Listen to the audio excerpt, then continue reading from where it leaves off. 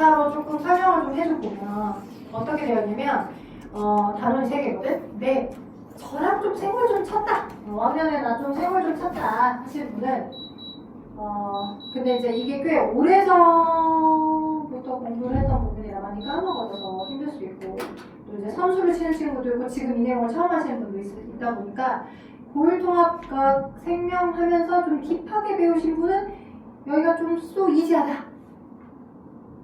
그렇지만 나는 고일 때의 내용을 항상 다 버리면서 고일을 하고 나는 과거의 기억을 항상 버리고 새시로 태어나는 그런 사람이다. 그렇다면은 좀 어렵게 느낄 수도 있고 외워야 될 게 많을 수도 있고 그리고 누구에게나 all everybody 어렵게 느낄 만한 부분이 여기 3단. 왜? 3단원은 여러분이 경험을 해보지조차 하지 않았을 거야. 뭐 예를 들어서 뭐 생명과학원에서든 생명과 일반 선택 과목에서든 아니면 그냥 과목에서든 뭐 봐본 적이 한 번도 없을 거야. 광합성에서 식물세포의 연목체라는 세포 소기가 돼서 어떤 효소들 단계를 거쳐서 실제 광합성을 하는지 광합성 안에서도 명반응이 있고 안반응이 있거든. 뭐 그런 걸 알지. 자, 마이토콘드리아라는 세포 소기가 돼서 어떻게 해서 포도당 같은 유기물들을 분해하여서 이제 에너지 ATP로 만들어서 저장을 시키는지 그러니까 처음 들어보는 거의 분자 생물학 내용이거든. 이 내용이 좀 더 어려워. 오케이? 그래서 이제 바라건대 다 진도가 안 나가길 바라지만 이제 올해 1학기 거의 경우를 봤을 때 진도가 끝까지 다 안 나가는 경우는 없더라. 오히려 장떡고 같은 경우는 중간고사 때 여기 조금 뒷부분은 중간고사에 나가기도 하고 그러니까 전체를 다 공부를 해놓는 것이 훨씬 더 유리할 것 같아요. 오케이. 그래서 우리가 지금 여기 3단원 부분을 추가로 고2 친구들은 해야만 합니다. 3단원 그리고 효율도 시간 되면 방학 동안 이용해서 하시면 좋을 것 같아요. 그래서 3단원 스케줄로 저희가 지금 화목으로 생각하고 있거든요. 방학 시작하시면 오케이. 방학을 시작하시면 화목으로 그래서 화목에 학교 안 가잖아요. 평일에 그래서 화목에 아마 제가 시간이 기억이 안 나는데 화목에 아마 3시부터 4시 반이었던 것 같아요. 시간을 내주셔서 아마 어머니들하고 상담할 때 우리 파트 3를 주중에 한 3주 정도를 예상하고 있고 이건 이거대로 나가고 주말엔 이거대로 나가서 책이 한 권이 끝나면 여러분들이 시험 대비할 때 또 다른 한 권으로 내신 관리를 들어갈 거다라고 말씀을 드리는 형태니까 제가 일단 쉬는 시간 한번 제가 계획해놨던 상세 시간표 한번 봐보고 결정해서 알려드릴게요. 오케이? 그래봤자 이제 곧 2주 뒤야. 그지? 7월 21일부터니까. 그지? 21일쯤에 방학 되어 있지 않냐? 학교? 그치? 그리고 8월 10일쯤에는 방학 끝나지 않냐? 그치? 딱 3주. 딱 생각해 3주. 지금 저는 여름방학 뭐 집에 개인적인 베케이션을 보내야 돼서 7월 말일부터 8월 초까지 쭉 어디 외국 여행 가기 참 그럴 분들은 죽일 수는 없고 개인적인 사정을 미리 얘기 좀 해주시면 그죠? 우리 클래스인이라고 하는 형태를 사용하고 있는 클래스인은 지금 우리가 이번에 가보면 좀 새로운 친구가 있는 상태에서 이렇게 얘기하기 좀 웃기긴 하지만 구구절절이긴 하자면 한 750만 원 들여서 여러 시스템하고 전자칠판 하나를 샀어요. 전자칠판 하나 가지고 좀 안 될 것 같은 상황이어서 근데 막상 또 들어보자 지금 750만 원 3배 2,100이잖아요. 그래서 야금야금 조금씩 들어올 상황인데 아직 이제 여기 공간 안에 전자칠판이 들어오기에는 좀 협소해요. 여기 뒤에 공간이 남지가 않아서 여기는 그냥 그대로 유튜브를 찍어가지고 영상 찍어서 유튜브에 링크를 올린 형태로 목소리랑 결석식 보강을 그렇게 진행을 해야 될 것 같아요. 그러니까 여튼 혹시 결석이 예정될 것 같다. 그러면 미리 얘기를 해주셔야 돼요. 됐죠? 오케이. 하던 대로. 그래서 우리는 여기 속도를 나가고 여기는 이제 주중으로 해서 딥하게 먼저 한 바퀴를 빨리 돌리는 형태로 계획을 잡았다. 그래야지만 어떻게 상담을 좀 돌아보라 하다 보니까 다른 학원에서 물리학 어디 특정 학원이라고 얘기 못할 것 같아. 그 학원 다녔던 친구가 우리 이쪽으로 학원을 옮겨가지고 설명을 듣다 보니까 그 중간 끝나고 기말 때 범위기를 못 끝내더라. 물리는. 그러니까 거기는 이제 그가 한 바퀴를 겨울방학 때부터 돌리지 못했던 거야. 그러니까 막 한 번에 우리는 한꺼번에 해가지고 개념을 한번 빨리 확 2시간씩 그냥 그지? 90분짜리 수업 형태로 교육비는 받았지만 2시간씩 해서 막 뒤지게 하고 막 조져 엄청 먼저 지금 막 끝나잖아. 그리고 그 진도를 빼놓고 3월부터 거의 신규생 안 받고 개념 한 바퀴 돈 친구만 자릿소리로 내신 관리반 그렇게 했는데 거기는 이제 그냥 흘러가듯이 하다가 중간 대비 끝나고 중간 끝나고 나서부터 기말 대비를 했는데 진도 다 못 끝낸 거야. 시험 보기 직전 1주 전까지도 못 끝냈다고 하더라고. 그래서 너무 힘들었다고 하는데 근데 이 학기도 거의 비슷할 것 같아. 그래서 먼저 조금 진도를 많이 선행해서 빼놓는 것이 유리할 것 같아서 네, 그리고 양이 일반 물리학이랑 화학보다는 양이 그렇게 많진 않아서 그냥 흘러갈까라고 생각도 했거든. 진짜 원장님하고 계속 회의를 할 때. 근데 그러면 안 될 것 같아. 그러면 그 학원하고 비슷할 것 같아서 그러면 안 되잖아. 여러분 내신에서 진도를 우리 학교는 다 끝냈는데 여기 학원이 못 끝났어 이럴 순 없잖아. 그래서 일단 진도를 나가는 방향으로 생각을 했다 라고 알려드리면서 네 진짜 나갈게요. 쌉소리를 좀 실수했습니다. 자 그렇다면 이제 1단원 부분을 좀 진행할 건데 네 일단 좀 그 암기나 좀 개념 좀 쳐요. 좀 치는 편이야. 속도를 좀 조절을 할게요. 네. 암기나 그런 걸 좀 치는 형태로 한번 진행해보도록 할게요. 좀 치니까 좀 쳤으면 좀 치겠죠? 네. 좀 쳐봅시다. 좀 잘 쳐봅시다. 일단 먼저 지금 제가 이번 주에 계획 생각하기를 소단은 2개 정도를 생각했는데 또 신규 친구 이 시간대랑 8시 반 타임 또 진도를 맞춰두는 게 좋을 것 같아서 첫날이라 너무 빡세게 나가지 않게 여러분은 난 하고 싶어요 라고 하고 왔을 수도 있겠지만 그치? 아닌가 봐 하고 왔을 수도 있겠지만 근데 또 그러잖아 또 이렇게 또 너무 외울 게 많으면 또 이렇게 쳐질 수 있으니 그래서 이제 여러분이 외운 것들을 조금 점검할 수 있는 소스로 매주 조금씩 외운 거 점검하고 테스트 보고 하는 식으로 하도록 저희가 준비를 좀 나름 해볼 거니까 오늘은 원래는 제가 소감은 2개를 다 준비를 해왔거든요. 근데 다 진행이 될 수 있을지를 모르겠어요. 조금 싸우다 해봅시다. 일단 첫 번째 생물체의 구성 물질에서 나옵니다. 자, 1단원 할게요. 1단원 생물체 구성 물질에서 나오고 거기에서 이제 생물체 구성 물질이 어떻게 되어 있는지 물어봅니다.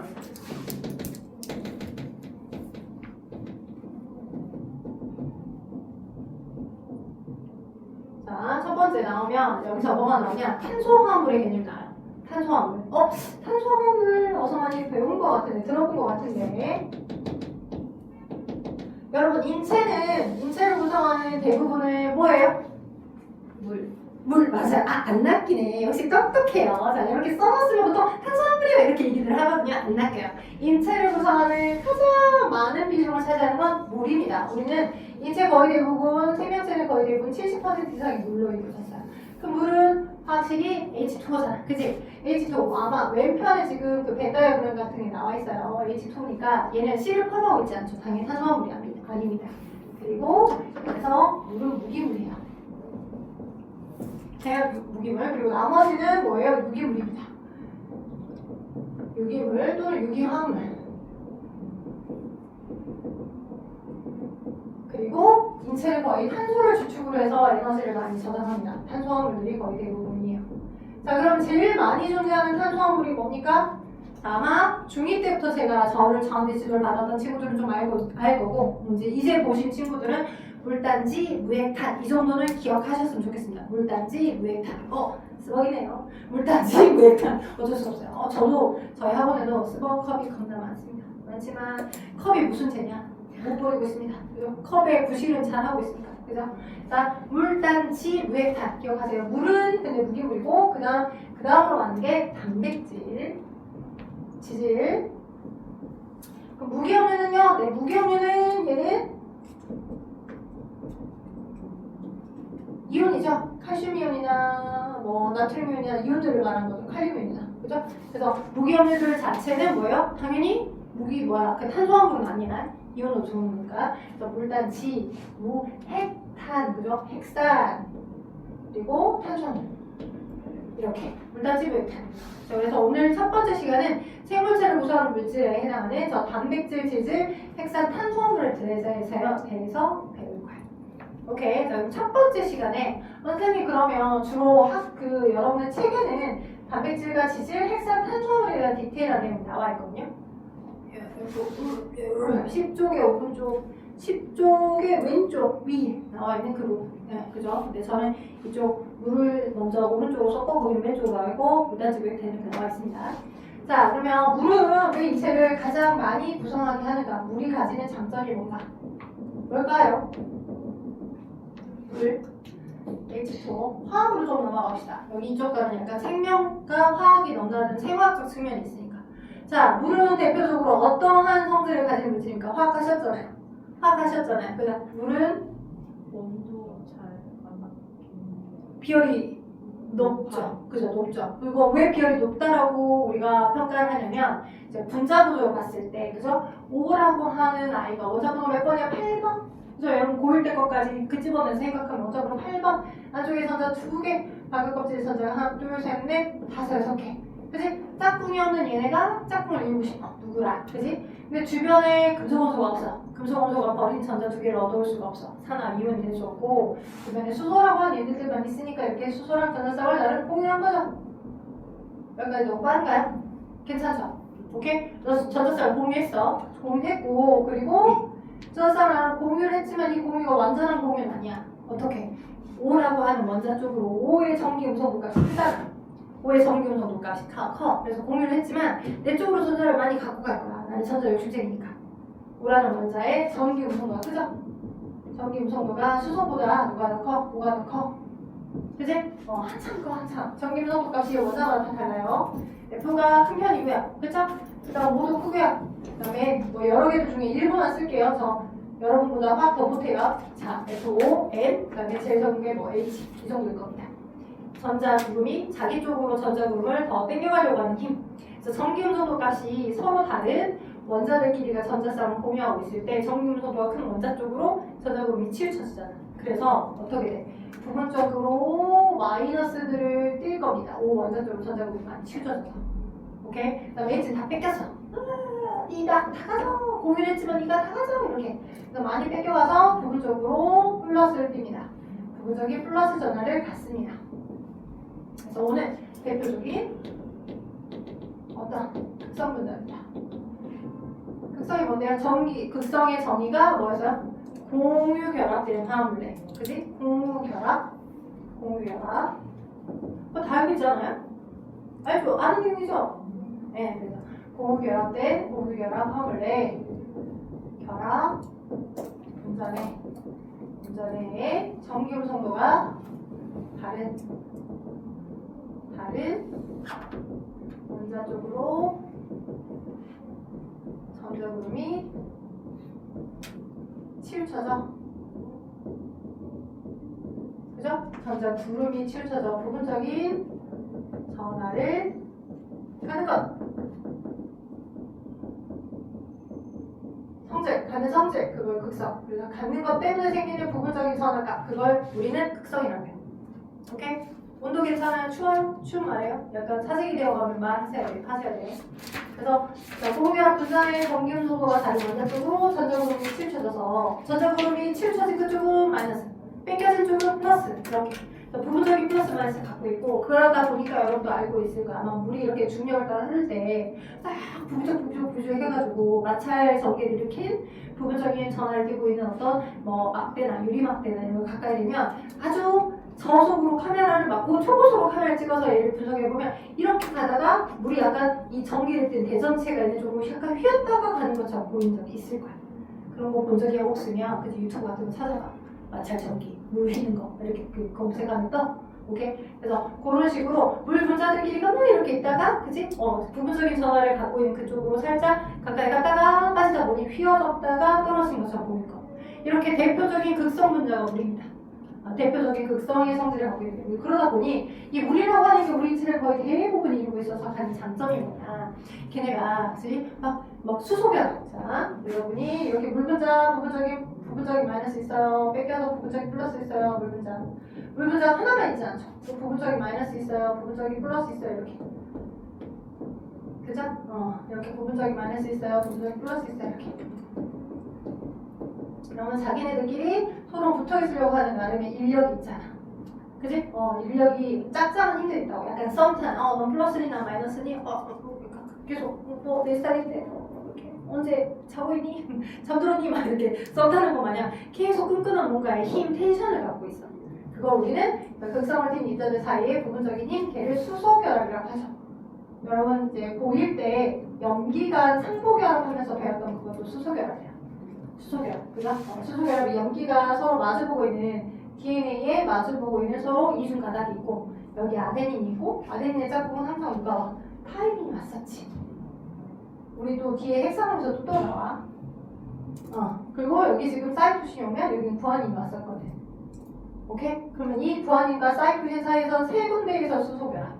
아데닌과 티민 사이에서 타이민 사이에서 두 군데의 수소결합. 오케이? 이거 이런 부분적인 플러스 마이너스를 띄고 있는 화학적인 입자들 사이에서 그 일정 사이즈를 유지한 채로 너 내 스타일이네, 너 내 스타일이네 이렇게 계속 주고받는 어떤 짝짝한 인력 그 힘들이 저렇게 어떤 생명체를 유지를 시키기도 하고 화학 반응을 내게 하기도 하고 오케이? 그래서 비열을 크게 키우기도 하고 하더라는 거예요. 자, 그래서 얘들 덕분에 물 분자가 이런 특성을 가지고 있어서 화학 반응의 매개체 역할을 하기도 하고 화학 반응을 매개해주기도 하고 무언가를 잘 녹여서 용매에 잘 녹여서 흐를 수 있게끔 녹인다는 표현은 잘 섞인 채로 그죠? 섞여서 흐를 수 있게끔 하는 성질을 가지고 있기도 하고 그죠? 또 이 물 분자가 이렇게 있어서 비열도 크죠? 기압이 높기 때문에 기화열, 저 물 분자를 기화시키는 듯한 열량이 높기 때문에 그죠? 기압도 높고 비열도 높아서 정원을 유지하기 좋죠. 정원을 유지하기 좋더라. 우리는 정원동물이기 때문에 일정원을 유지하는 게 되게 중요하잖아요. 그죠? 정원을 유지하기 유리하더라 라고 하는 장점을 갖고 있는 부분이 물 덩굴입니다. 그래서 그 여름에 특히 이거 좀 되게 잔소리 같은 나한테 하는 소리이기도 해요. 너무 더우니까 아이스 아메리카노 없으면 물 모자잖아요. 그죠? 그래서 대신에 그 아에 들어가 있는 걸 열심히 마시다 보니까 물이 충분할 줄 알았는데 오히려 그렇게 아이스 커피, 아이스 아메리카노를 많이 먹다 보면 오히려 카페인이 이제 물을 막 바깥으로 배출시키는 이뇨작용을 조금 더 많이 해줘. 그러니까 카페인 음료를 마신 것만큼 오히려 그냥 생물 있죠. 생물이라고 표현하니까 웃기는데 정수기에 있는 맹물 그 정도의 물을 오히려 2배 정도 더 먹어줘야 여러분 인체에 조금 더 유익한 물들이 오래 남아있을 수 있는 겁니다. 막 열심히 이제 물질대사를 하다 보면 물질 대사의 결과로 물 분자가 빠져나와서 충분히 물 분자가 있을 수는 있지만 이렇게 이뇨작용을 많이 버려버리면 그래서 막 물을 충분하게 안 마시게 되면 이제 막 쪼글쪼글해요. 피부도 쪼글쪼글해지고 물 많이 먹으라고 하는 이유고 뭐 맛이 먹지는 물이 왜냐면 근데 음료수에 들어있는 물을 먹었다고 해서 그거 물이 섭취된 게 아니야. 음료수는 음료수고 맹물은 맹물이야. 진짜. 그래서 물 많이 드세요. 특히 여성분들 주로부터 도망치시려면 물 많이 드시죠. 자, 그래서 이렇게 되어 있는 상태 물에 대한 특성을 설명을 해드렸습니다. 그래서 물의 극성을 띠는 것들 때문에 우리는 굉장히 유익한 나름을 유지를 하고 있더라. 두 번째. 자, 여기까지가 그냥 무기물에 해당하는 물에 대한 설명이었고요. 무기물에 해당하는. 이제 두 번째 유기물에 해당하는 탄수화물에 해당하는 단백질, 지질, 핵산, 탄수화물인데 여러분 책에 나와 있는 순서대로 좀 설명을 할게요. 책에 나와 있는 순서대로. 자, 탄수화물을 설명을 할 건데 주로 탄수화물, 지질, 그다음 단백질, 핵산 이렇게 나옵니다. 자, 여기 탄수화물, 단백질, 지질은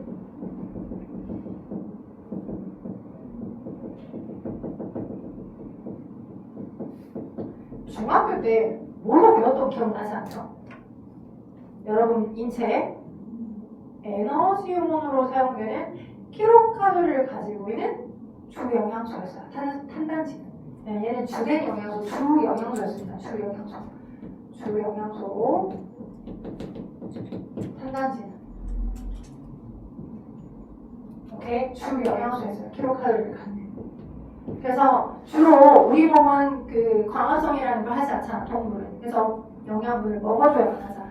먹어줘서 나름 진행들이 일어나겠지. 근데 주로 우리 몸에서 에너지원으로 사용 가능한 탄소 화합물들을 우리 그걸 주영양소라고 합니다. 그죠? 그럼 탄수화물은 1g당 얼마 정도의 열량을 내고 그리고 약간 여분의 열량을 특히 겨울이 되면 잉여 열량물들을 여자들은 특히나 더 잘 비축시키게끔 하긴 하거든요. 안녕하세요. 그랬어요. 이게 최선인 거예요 혹시? 오늘만 주는 거야? 오늘만 아 그래요. 그 언니 저기 뒷자리를 내가 쳐다할게. 왜냐면 언니 이쪽 봐. 괜찮아. 카메라 짧은데 이렇게. 왜냐면 여기 또 남학생도 저기로 내가 뒤로 보냈어. 왜 보냈냐면 내가 등반이 워낙 좋아서 내를 가려고 설명할 때 그래서 질반이 안 올까 봤어. 안 그래도 선생님 이거 혹시 책 있어요? 헤헤헤. 잠깐만 있어봐요. 제가 책을 하나를 복사를 책 프린트를 살짝 복사하긴 했거든요. 그렇다면은 잠깐만 보고요. 금방 복사를 가까워 보니까.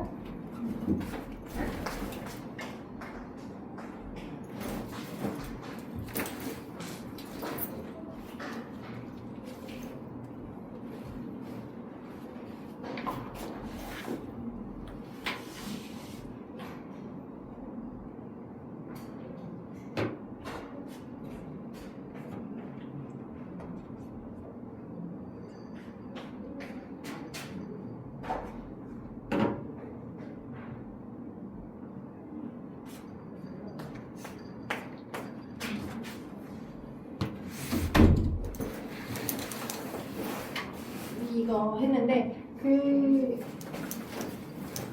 뭐지? 서점에 책이 동났을 수도 있다는 소문이 있는데 혹시 미리 전화해서 물어보고 사가라. 네. 그더라 물질 책, 세포는 책이 좀 여유가 있지? 오늘 책 샀잖아. 많았어. 아 세포는 많았어요. 근데 역학이랑 물질은 책 거의 동났나요? 카드 그런데 물질은 동화사요. 그러니까 접점이 대부분 화학이다 보니까 물질과 에너지가 화학 파트잖아. 그래서 대부분 그냥 화학을 많이 하다 보니까 물질과 에너지가 많이 동났고 역학도 동이 났을 것 같긴 한데 세포는 왜 동이 안 났을까? 아무튼 전화해보고 책을 사가지고 왔으면 좋을 것 같네요. 네. 지금 그래서 저희가 11쪽에 지금 10쪽 하고 있어요. 10쪽. 그리고 한 번도 안 지웠고 지금 첫 판 하고 있거든요. 네. 당시랑 한 시간도 여기일 것 같아요. 자, 그래서 아무튼 킬로칼로리를 가진 분이 그 영양소. 오케이, 킬로칼로리. 그러면 여러분 중학교 때 배웠던 자, 누구는 탄수화물은 1g당 몇 킬로칼로리 정도를 열량을 해? 4킬로칼로리. 그치? 4킬로칼로리 정도 열량을 내고요. 단백질도 1g당 얼마? 4킬로칼로리. 그죠? 1g당 4킬로칼로리. 근데 이제 약간 겨울이 될 때 뭔가 좀 찌는 것 같아. 여분이면. 그리고 추워지게 되면 얘가 똑같은 양 자체에서 더 많은 영양을 만들어내거든요. 지방은 1g당 9킬로칼로리를 만들어냅니다. 오케이? 그래서 너는 4, 4, 9 이 정도의 열량을 기억하시고 이렇게 열량을 만들어낼 수 있는 탄수화물들이다 라고 하여 주로 중학교 때는 너를 중영양소라고 배웠었어요.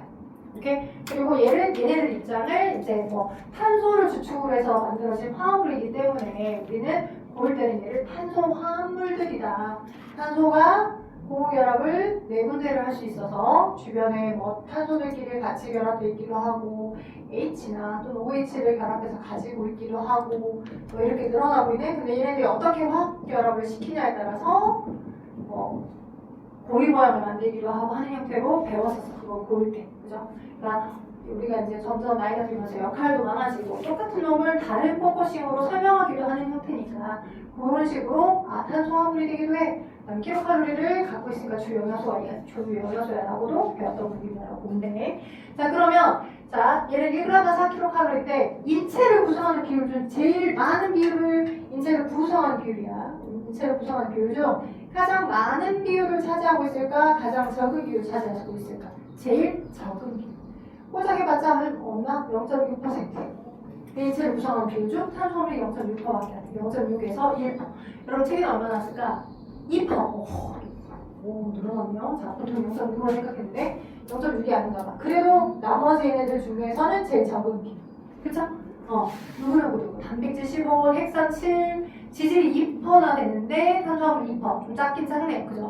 물단지 메탄 중에 탄수화물도 2%, 지질도 2%. 이 정도입니다. 오케이. 자, 그러면 왜 인체를 구성하는 비율 중에 제일 적냐라고 할 때, 자, 주로 탄수화물은 어디에 사용이 될까요?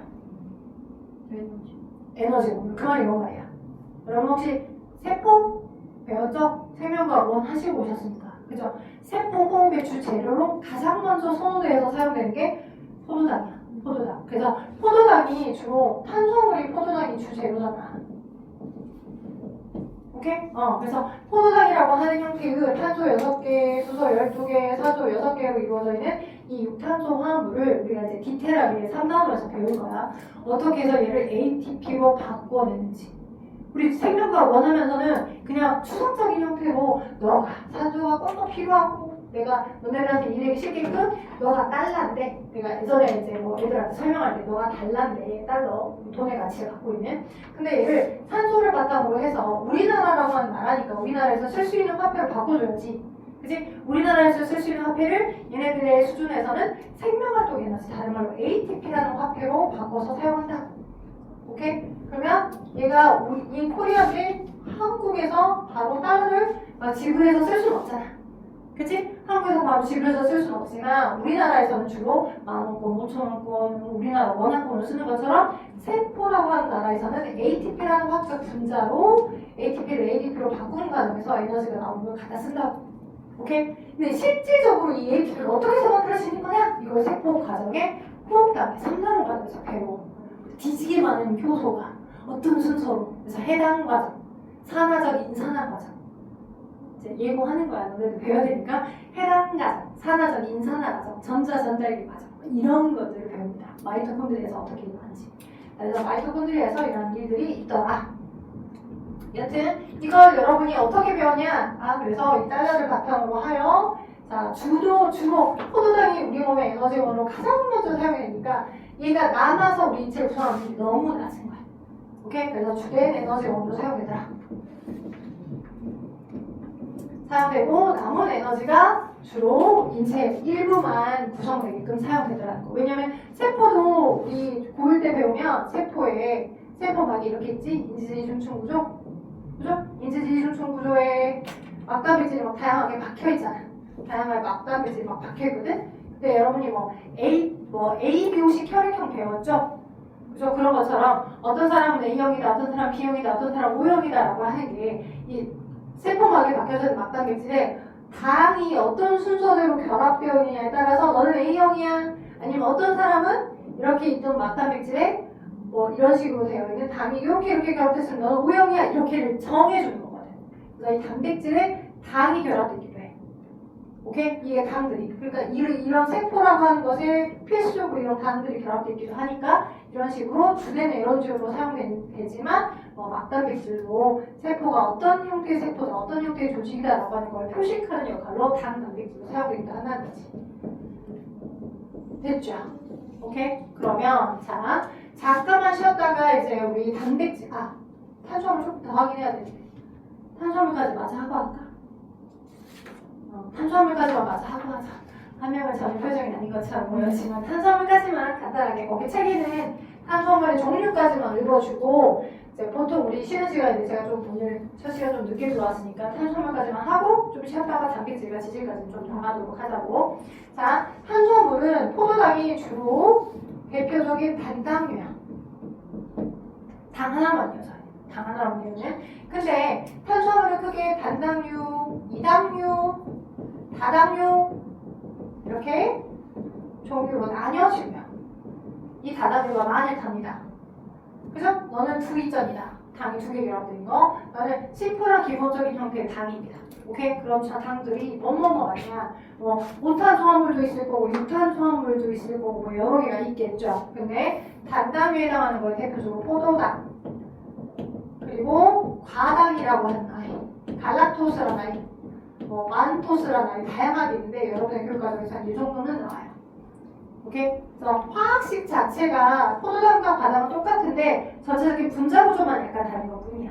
오케이? 그리고 갈락토스는 약간 좀 다르고요. 이렇게 붙어있는 게. 아무튼 이렇게 되어 있고 이 당류에는 대표적으로 였다, 이렇졌다, 그 다음에 설탕 이렇게 있습니다.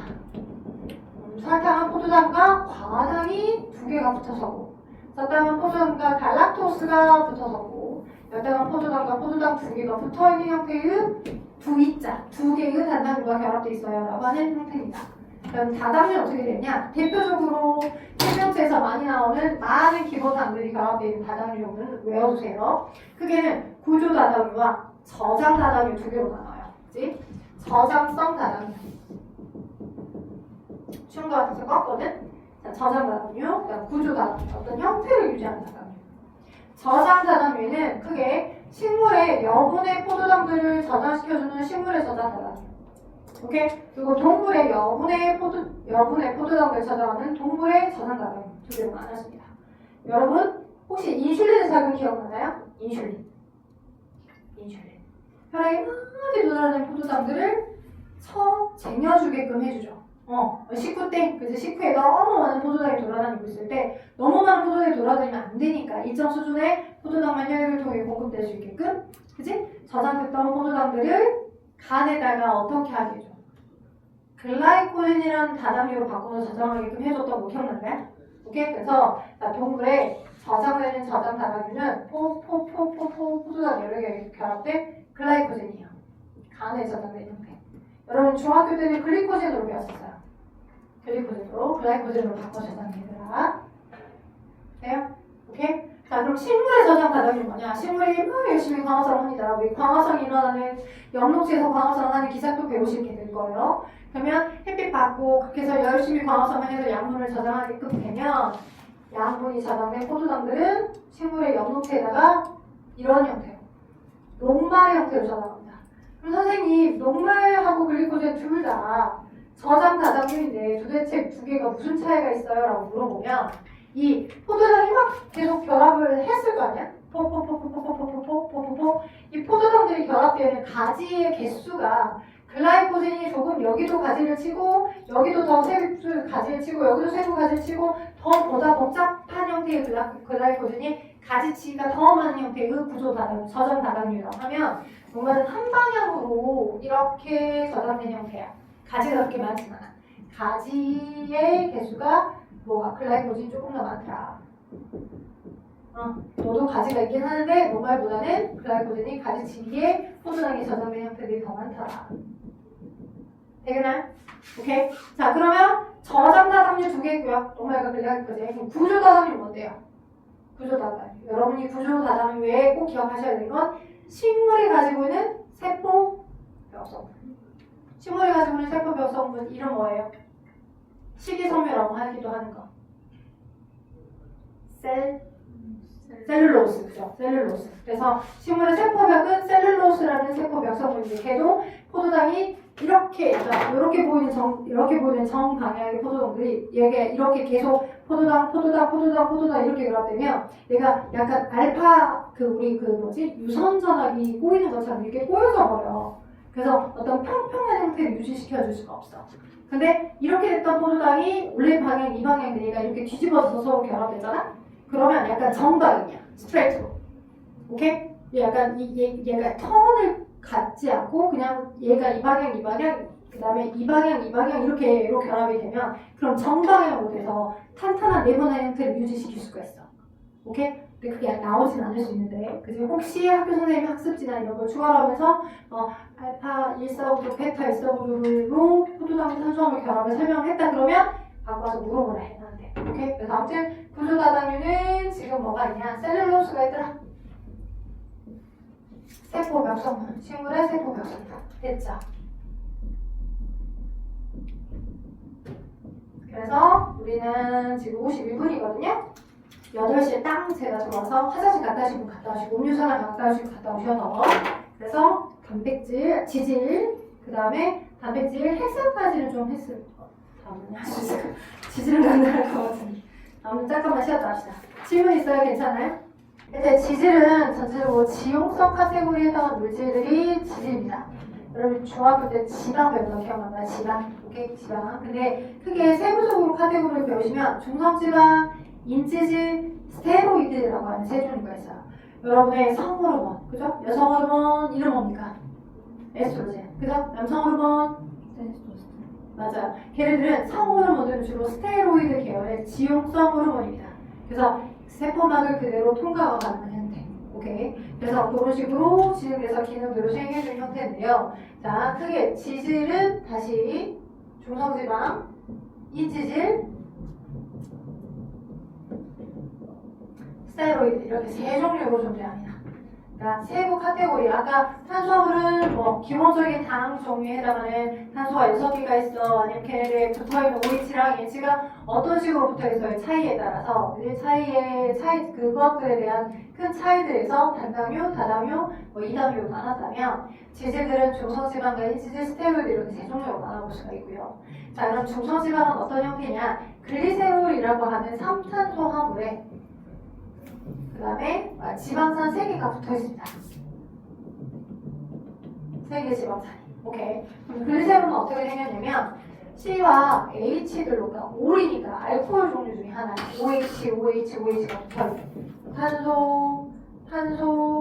탄소 이렇게 붙어 있는. 오케이? 그래서 자, H, 그 다음에 H, OH 이런 식으로. 이렇게 되어 있는 3탄소화물에 해당하는 글리세롤에 자 카복식기를 가지고 있는 COOH를 갖고 있으면 카복식기거든요. 카복식기를 가지고 있으면 이 탄소들이 이렇게 쭉 한 최소 18개에서부터 한 32개 정도로 탄소들이 많이 결합되어 있는 상태의 이런 경우들을 우리는 지방산이라고 합니다.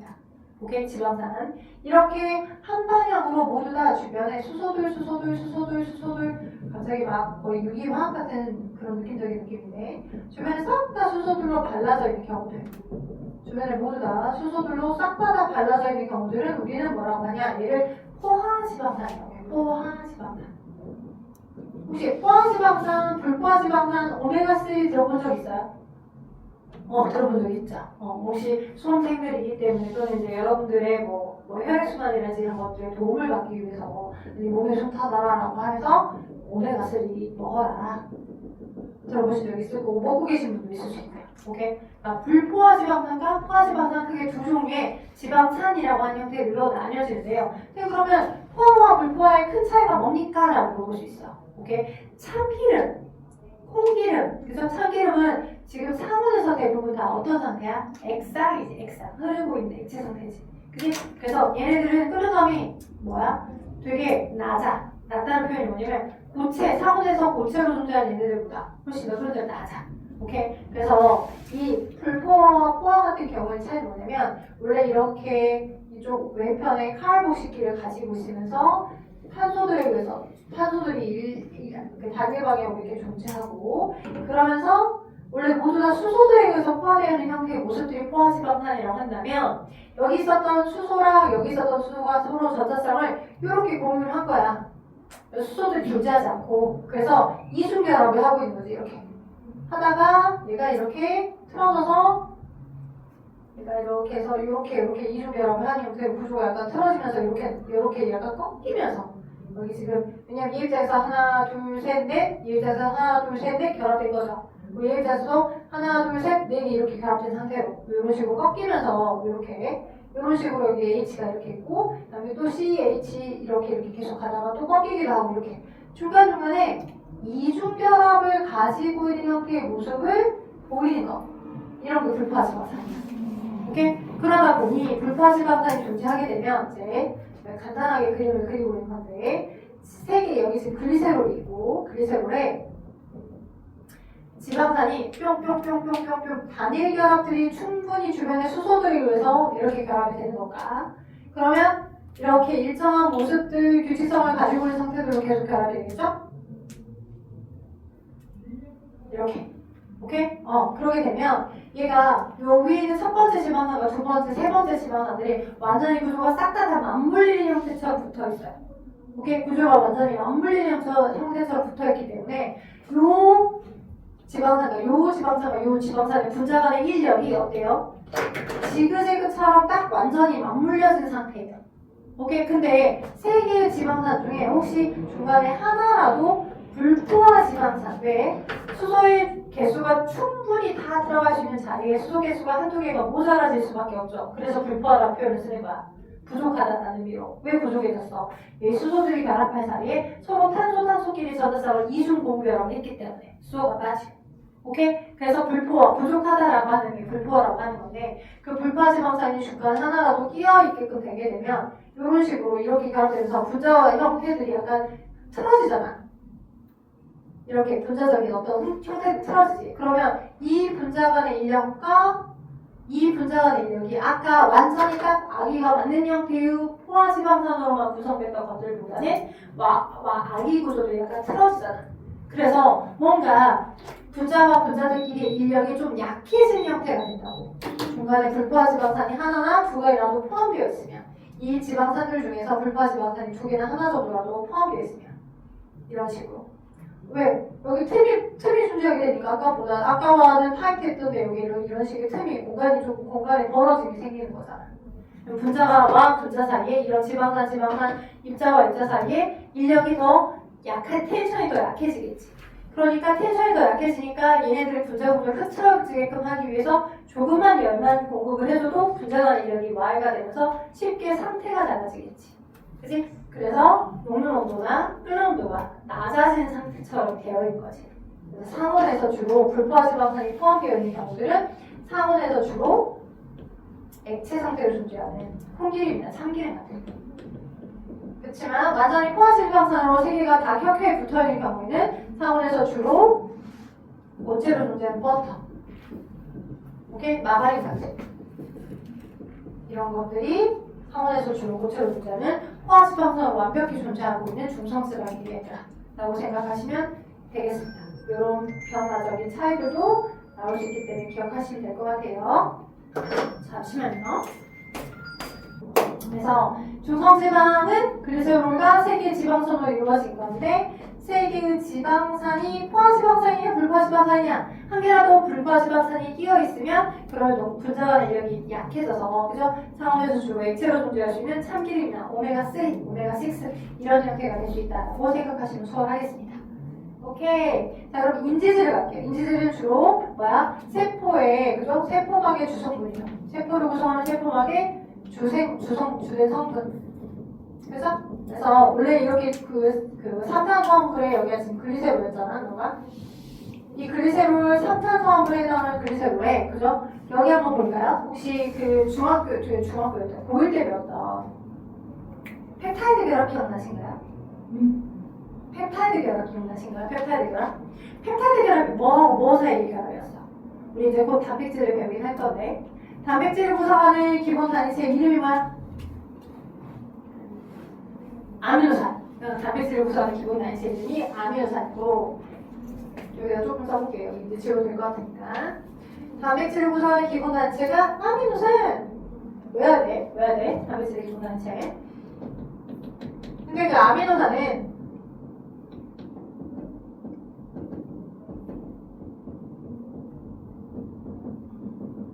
오케이? 그 아미노산은 어떤 구조로 이루어져 있어? 탄소가 있고, 그죠?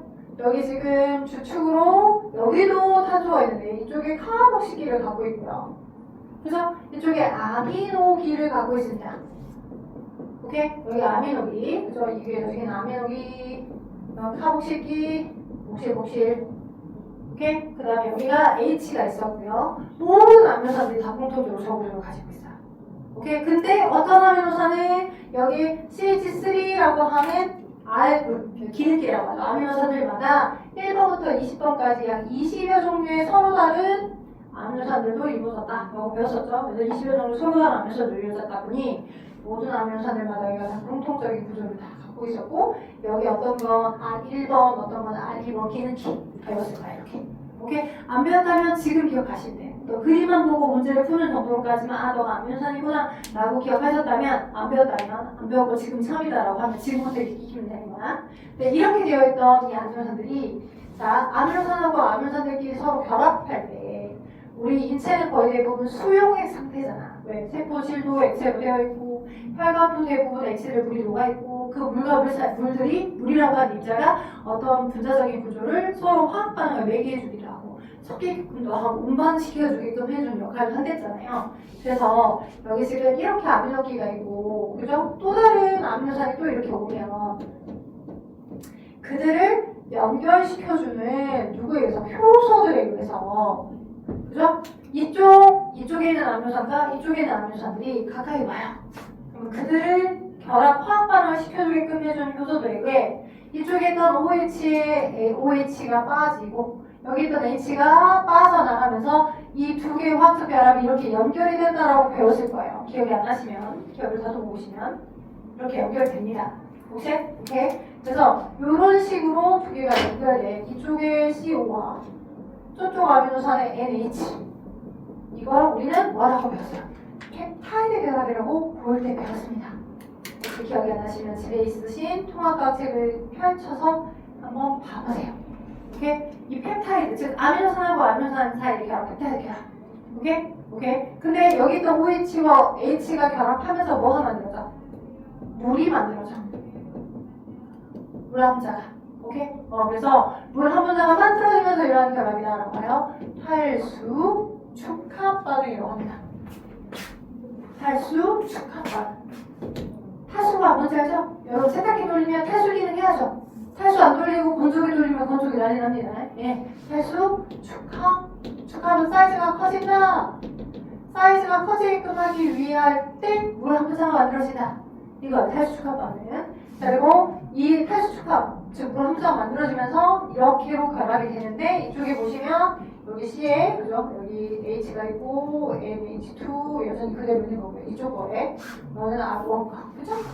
연결해서 그리면 여기에 지금 마찬가지로 있고 여기 R2, R20번 이렇게 가공식이 이렇게 있는 거죠. 돼요? 지금 여러분 책에 여기 11쪽 있죠? 11쪽 거 펩타이드 결합 먼저 설명해줬어. 왜 이걸 설명할 수밖에 없었냐면 이게 중성지방 또는 여기 인지체 설명할 때 또 언급되는 부분이라서. 오케이? 돼요? 여기 지금 이거 이해되시죠? 지금 설명한 거. 단백질 구성의 기본 단위인 아미노산하고 아미노산 사이에 물 한 번째가 빠져나가면서 결합되는 거. 이걸 탈수 축합 반응이라고 하더라. 그치? 그리고 아미노산 다른 말로 펩타이드라고도 하니까 펩타이드와 펩타이드 사이의 결합, 펩타이드 결합이라고 하더라. 그죠? 오케이. 그래서 탈수 축합 반응이라는 이 워딩도 기억하셔야 돼요. 탈수 축합 반응. 오케이. 탈수 축합 반응. 자, 대체적으로 탄수화물들, 즉 탄수화물을 구성하고 있는 포도당들끼리의 결합. 그 다음에 아미노산들끼리의 결합.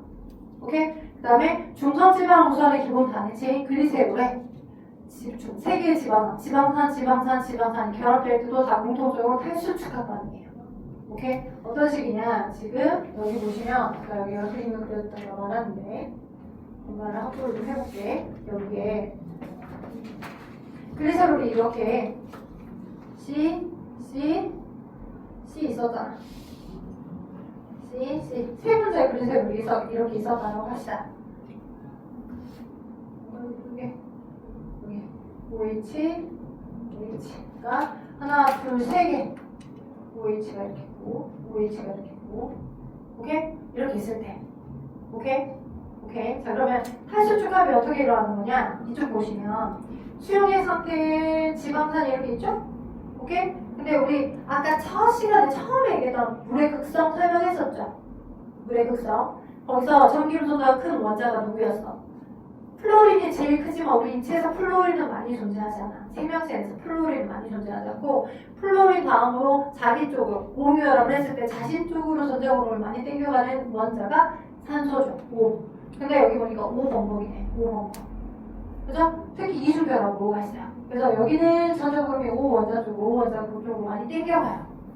그래서 탄소 입장에서 많이 뺏겨서 부분적인 플러스를 띄고 있습니다. 이 델타라고 표현하는 건 완전히 플러스의 전하를 띄고 있는 거예요 라는 표현은 아니에요.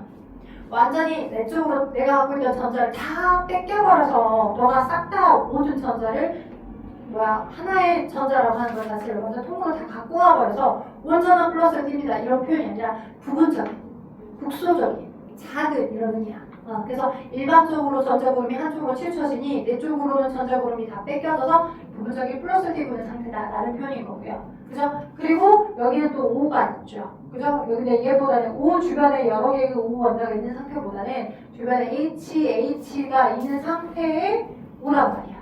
그래서 너는 부분적인 마이너스 띄고 있어. 이 5가. 부분적인 마이너스. 그래서 너하고 너가 서로 결합하고 싶어요. 그래서 화학적 결합을 이뤄가게끔 하는 거야. 얘를 결합시켜준 효소도 있어 또. 그 효소 덕분에 얘네들이 결합되면서 여기 있던 얘랑 여기 있던 얘가 빠져나가면서 얘도 마찬가지 물이 만들어지면서 두 개가 이어지는 거야. 탈수 축합 반응하는 거야. 오케이? 탈수 축합 반응. 그래서 글리세롤과 지방산 3개도 탈수 축합 반응. 세 군데에서의 물 분자가 뿅뿅뿅 나왔겠죠. 예, 이렇게 여기에 지금 지방산들이 결합이 될 때, 여기서부터 물 하나 뿅 나오고, 여기서 물 하나 뿅 나오고, 여기서 물 하나 뿅 나올 거 아니야. 이런 식으로. 됐죠?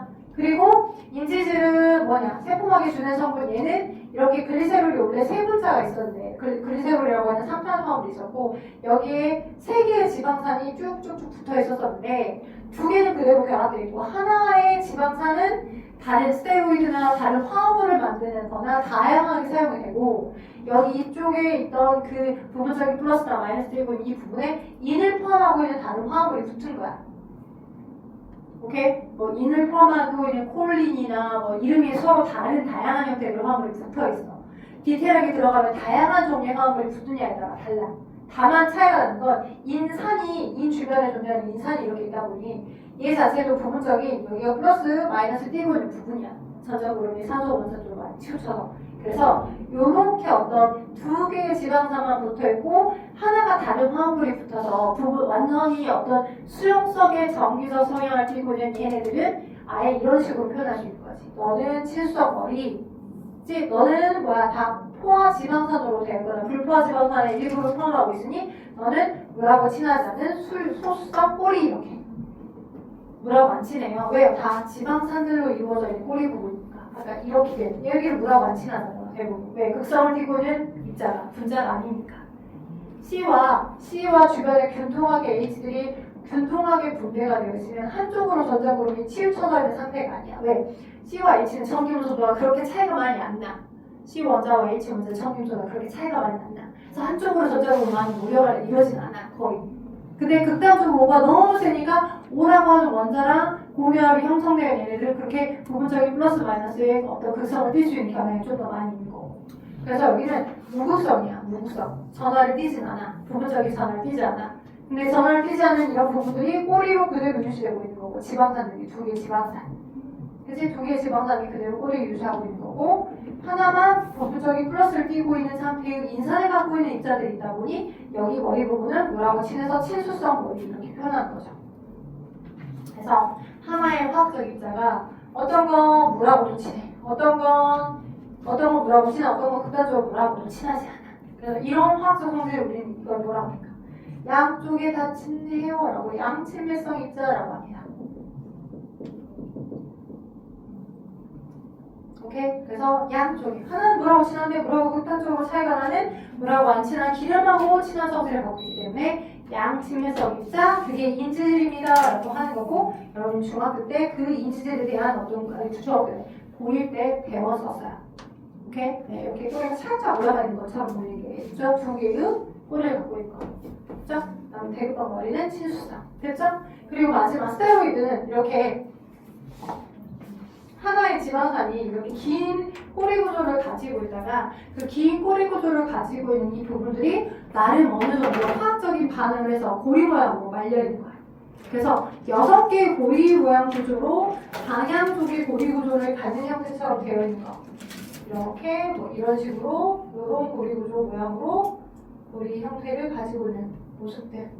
이거 우리는 스테로이드라고 해요. 주로 성호르몬이랄지, 오케이? 또는 성호르몬뿐만 아니라 부신 거칠 호르몬, 콜레스테롤 종류들이 이런 스테로이드 고리의 스테로이드 형태의 4개의 고리 구조로 되어 있는 지용성 물질입니다. 표현 카테고리를 모두 다 지질이라는 거. 지질을 모두 다 9kcal 정도의 열량을 만들어낸다는 거. 자, 단백질을 구성하는 기본 단체는 아까 뭐였고요? 아미노산이었고요. 내일은 핵산부터 하면 될 것 같아. 단백질을 구성하는 기본 단체는 아미노산이었고, 아미노산들마다 이 R그룹이 1번부터 20번까지 약 20여 개가 서로 다르게 있대죠. 서로 다르게. 20여 개의 서로 다른 개수를 가지고 있더라. 20여 개가 서로 다 다르기 때문에 걔네들이 어떤 식으로 어떤 순서대로 결합되냐. 그러니까 1번부터 20번까지 쉽게 말하면 알파벳이 A부터 Z까지 있어. 근데 A부터 Z까지 있는데 이 A부터 Z까지 있는 애가 이 순서대로 배치가 되냐, 요렇게 배치가 되냐, 요렇게 써지냐에 따라서 뜻들이 다 다르잖아. 그치? 그래서 알파벳이 결합된 순서와 그치, 대문자로 있는지, 그리고 개수와 결합의 길이에 따라서 너 버스인데 너 바쁘고 너는 USB고, 그죠? 순서만 뒤집어지면 분위기가 다 다른 형태처럼 아미노산의 결합된 개수와 결합된 순서에 따라서 전체의 덩어리가 다른 다양한 뜻을 만들어내더라. 그래서 그것들이 우리 몸에서 주로 효소와 호르몬, 항체 또는 막단백질에 박혀져 있어서 특정 물질을 이동시킬 수 있는 문관의 게이트로 기능들을 수행하기도 하더라. 그게 단백질 11족에는 안의 내용까지를 설명했습니다.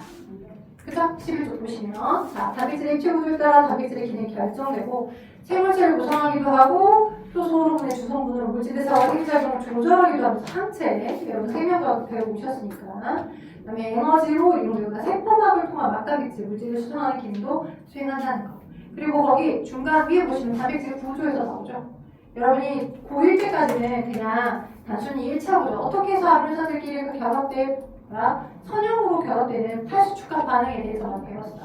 근데 그렇게 결합됐던 얘네들끼리 R그룹이 서로 다 다르니까.